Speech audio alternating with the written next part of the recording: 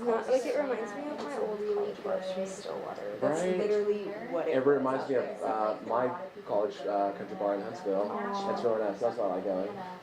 Yeah, I've only gone like once or twice, but it's always with Krista. Yeah. She always takes I think I saw her there one time.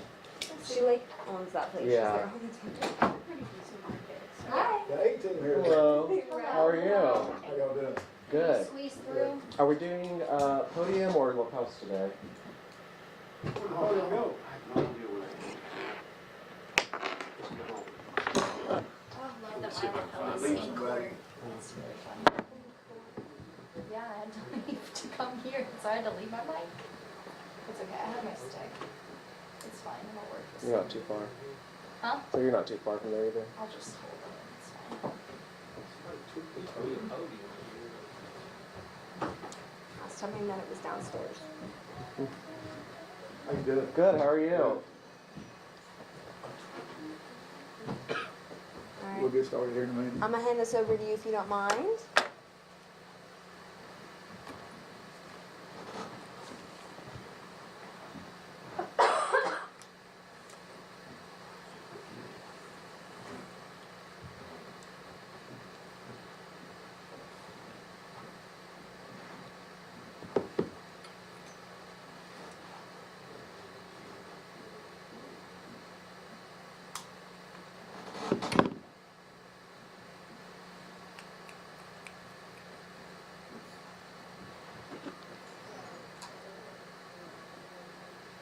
Take the cross out of here.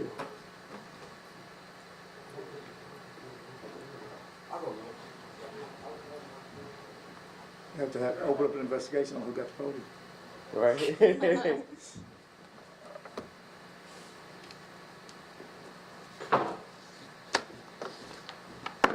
We'll do it without it. There's no need to go in the way.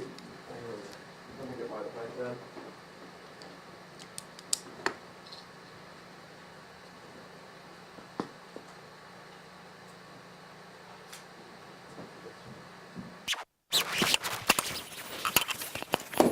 Whoa. Oh, I got it. I get it. Sure. Hope the battery didn't come out. Oh, it should be good.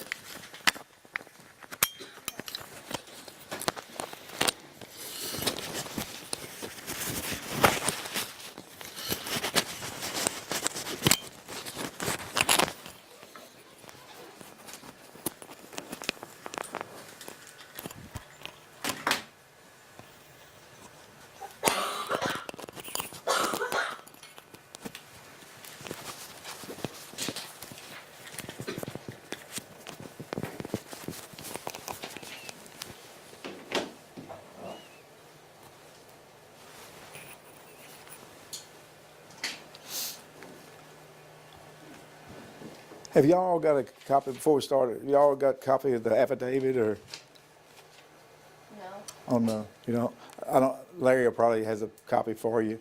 He's got some things I know he's gonna hand out to you. I'll go over this and then y'all could ask any questions on it, and then the affidavit will pretty much speak for itself. And then he's got, I don't know what he's told you, I wanna talk to you about the murder for hire. And then he's got two other ones, one where we use a drone to DPS and somebody else to chase somebody on the interstate, and then we use a drone to find individuals. And then the third one that he's gonna hand out to you, I believe, and I'll give you a chance again to look at it and ask questions about it, is where we got a call from Wood County or Mineola PD, got in pursuit of somebody, pursued them into Van Zant County, and then got the passenger out, but the driver wouldn't come out, and he said he was gonna commit suicide by cop. And we ended up deploying some of our SWAT team members and put gas in the, not fuel, but regular tear gas in there in the vehicle to got him out safely without any harm to him or anybody else. So that's kind of a layout. You can bring it up here, Larry, of what I was going to talk to. But the main thing I was going to talk to you about is the murder for hire, because there's been some confusion on it, I think. Do you mind if I see that? Can you come over? Well, let's work over here.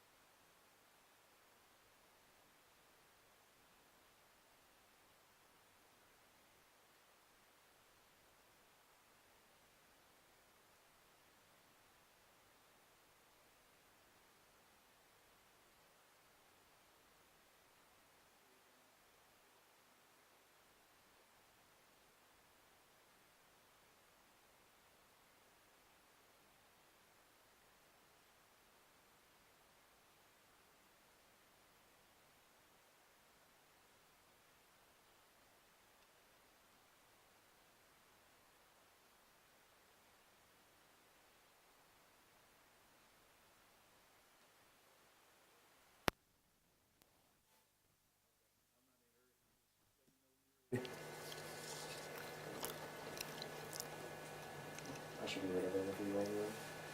Yeah, I'm good with it. Okay. Okay, everybody ready?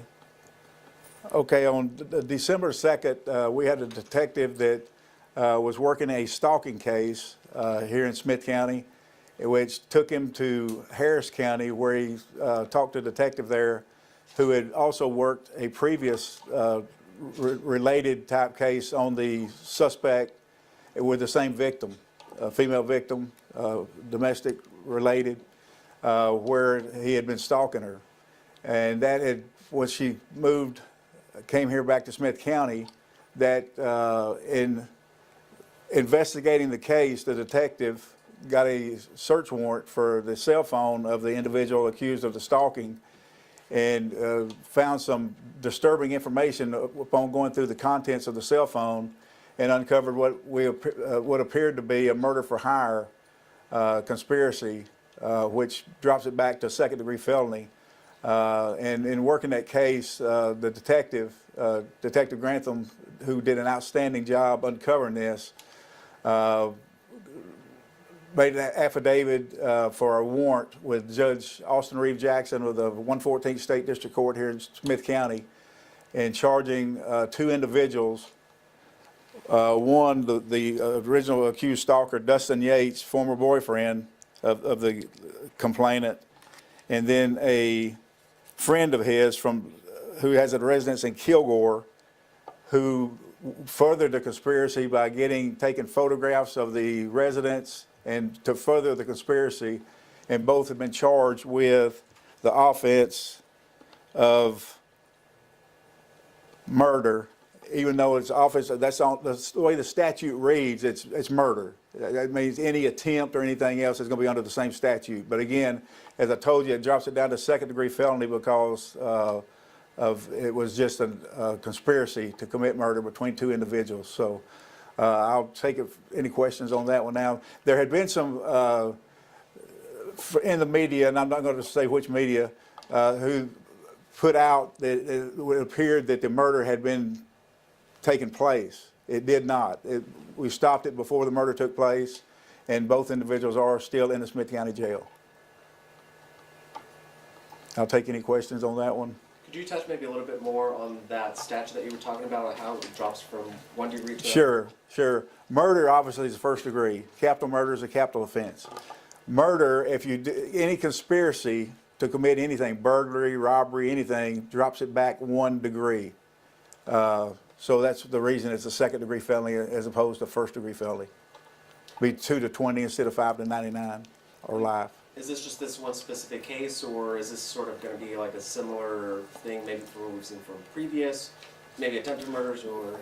Well, all of the things the detective uncovers, even all the way back to Houston, will be used at trial to prove up the case, if that answers your question. Well, I'm sort of with other similar, not this one in specific, but okay. For maybe others in the future. It's hypothetical. It's hypothetical, or maybe ones we've seen in the past. Are those going to be the same charges across the board for maybe the entire state, or is it just a Smith County? Oh no, that's the whole state. Okay. Yeah, it's all the same. Can you touch a little bit on how this case came to be and how the detective? Yes, found the interest? detective, of course, we took a report, as we always do. It usually starts in patrol.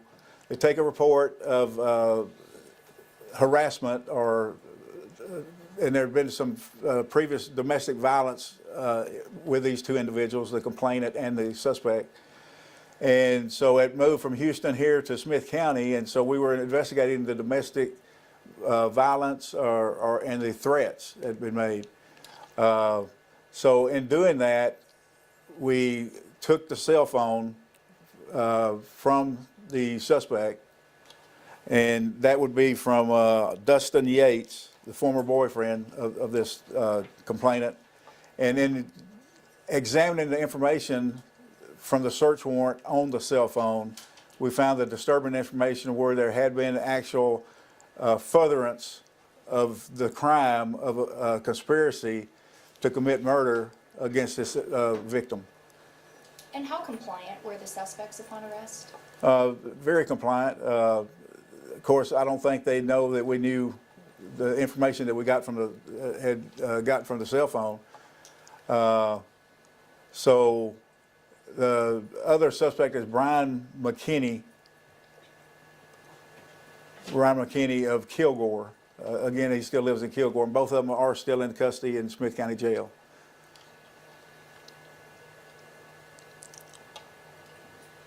Larry, have you handed out the other two? I'll do that right now. Yeah, if you'll let them look at that real quick, and you may not have any questions, but if you do. But they were very interesting cases there. Before we move on to something different, if somebody in the Smith County area thinks they're a victim of stalking, what should they do to get this to where we're at right now in this case? If you think you're a victim of stalking or harassment or anything, domestic violence, by all means contact your local law enforcement and get it on the record, and let them know you've got it on the record. Let the suspect know you got it on the record, that you've contacted law enforcement. You know, a lot of people, even people that have lived together or been married to each other, this happens throughout the nation all the time. You think you know someone you've lived with forever, and you don't. And if you just leave it untouched with no investigation or no complaint, the victim ends up dead, and very difficult case to solve at that time. It's best to try to prevent it rather than wait and wait and wait till something happens to you. We take any case such as this very seriously. How often do y'all get reports of stalking? Stalking, we get reports more often than they're justified. A lot of times it's just back and forth between two individuals, whether they be spouse or boyfriend, girlfriend. And a lot of times, more times than not, it ends up not being anything to it enough to file any charges. A lot of times it's mutual combat, back and forth, you know. When a lot of people think that you have a case like this, they think, first off, as far back as I can remember, they think that the male is going to do something to the female. That goes both ways. And throughout my career, I've seen those cases come to fruition where the offensive murder has actually happened. So it's best to catch one in this stage to get it stopped before it goes any further, because they talked about using a sniper rifle to do this with, you know, and you just imagine coming out on your front porch, you know, to get the mail or whatever, and all of a sudden you get shot. And but not for us discovering that on the cell phone. They would still be out there in the free world with the potential of bringing it to fruition of committing the murder. And the conversation that was found on the cell phone, that was between the two suspects? Yes, absolutely. Okay. The conversation on the cell phone was between the two suspects. And what was the sentencing that they face if convicted? 2 to 20 years. Is it standard procedure to look into somebody's cell phone, or was there a process? With the technology that we have now, what you look for in a case during the investigation of the case is what's limited to your imagination. Anything, any kind of message, a voice message on a phone, text messages, anything like that can, first of all, put two people together that are suspects and show that they know each other, which is, we've got to prove that before we prove anything else down the line. You got to prove that they've had contact with each other and what that contact was, and a text message or a voice message is the best way of doing that. And we do that consistently in drug cases because they're notorious for texting and leaving voice messages on the phones. Some of them sometimes are coded or whatever, and you got to kind of break the code, but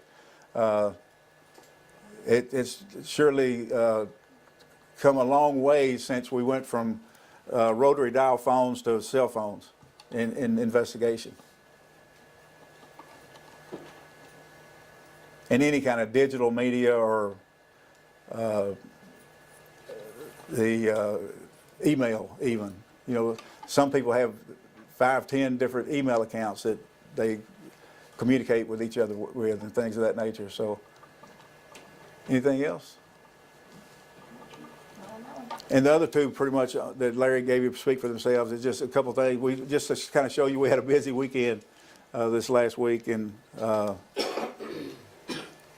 everything turned out for the best in all three situations.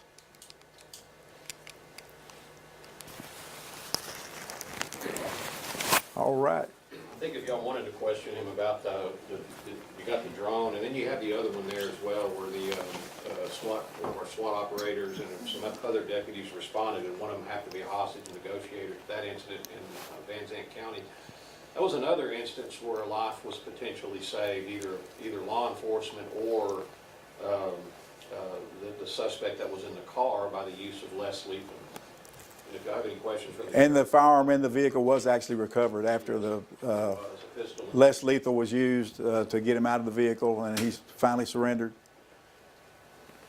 When it comes to the drone usage, is that something new that you guys have been doing, or can you tell us a little bit about that? The drones are new, since I've become sheriff. We started off with one or two drones, probably 6, maybe even 8 years ago, and now we have a fleet of, I think, 8, and I'm in the process of replacing 2 of those and purchasing 1 extra. That way we have full coverage 24/7 with some individual, whether it be a detective that's assigned to the drone unit or a patrol officer who's on duty. Somebody will be on duty 24/7 with their own assigned drone to keep from having to wait, a period of time to get out and try to find them. How often do you say that these are used? Drones are used pretty frequently for missing persons, Alzheimer patients, people that Interstate 20 is notorious for people bailing out on law enforcement, whether it be DPS or sheriff's office or whomever. Lindale PD, constable's office out in Lindale.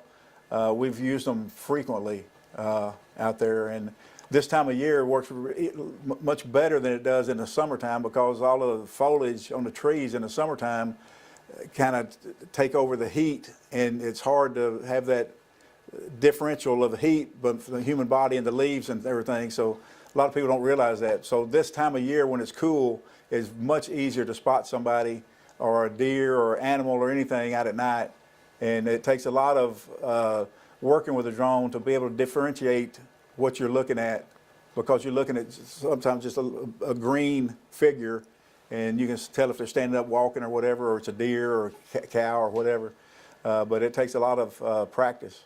So obviously, in this case, the drones were effective, but in Very terms of effective. an overall perspective of how they work and how effective they've been in law enforcement, what would you say about the drones? Drones, 100%, we could not live without the drones in law enforcement, be as effective as we have been in taking people into custody, whether it be on warrants or a traffic stop on interstate where they bail out and go into the woods, or we've used them on homicide cases and all kinds of cases. They've been very effective and very productive for us. And are these resources that you've seen in surrounding areas as well, or is it unique to Smith County? It's not unique to Smith County. It's most of your middle to large agencies have a drone, and some smaller agencies have at least 1 drone. But we consistently train with the drones. You actually have to have a license to operate the drones. You have to. You could ask for, and I could provide to you. We have to catalog each drone usage we've had throughout the whole year and turn it in at the end of the year, fiscal year. So that's the records are managed precisely for any usage of the drone. Is there like a headquarters where detectives are sitting to fly the drones from, or does it just depend on the case? They have the drone in their trunk, or if it's a Tahoe, we have a box that secures the drone in it, and they're able to activate it because they're on duty at that time, instead of having to call somebody out, have downtime waiting 45 minutes to maybe even a couple of hours for a drone to get out there. So you're able to be much more effective by getting one out there quickly. And we've also assisted other surrounding agencies with our drones as well, and we're happy to do so.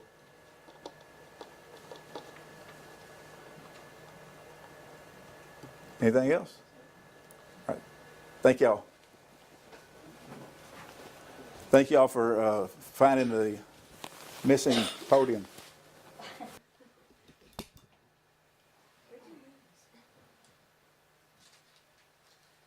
Waiting waiting for somebody to ask Sergeant Christian where he found it at. The downstairs conference room. I called it. Let's see, this is yours.